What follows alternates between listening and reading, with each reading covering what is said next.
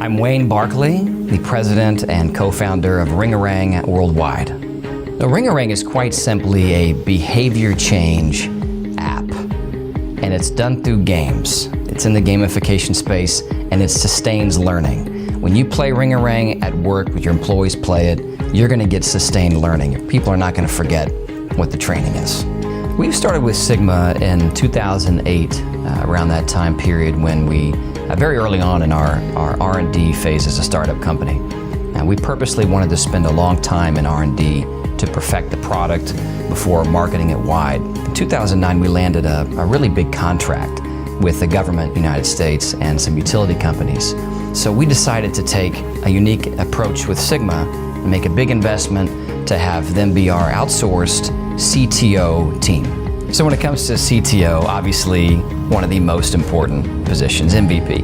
And not just experience is very important, but ability to execute as well. So knowing the long-term plans of our company and the short-term plans, having smart solutions that can be delivered quickly without spending long periods in estimation. Knowing our business needs is vital, as well as the latest technologies in the market, and knowing our own technologies, limitations, and opportunities. A good balanced CTO is what we found in Sigma. Sigma has many things that are really important to us as a startup company.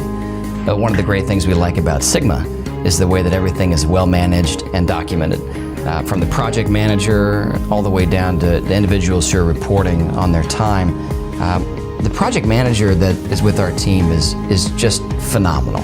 And the way that she manages the team and the way they do reporting is very clear, and it makes the communications happen very fast without any kind of problems. The people are really impressive to me in terms of their professionalism and their levels of expertise. I feel a sense of love for our project, a sense of dedication and hands-on. Our plans definitely involve Sigma for the long term.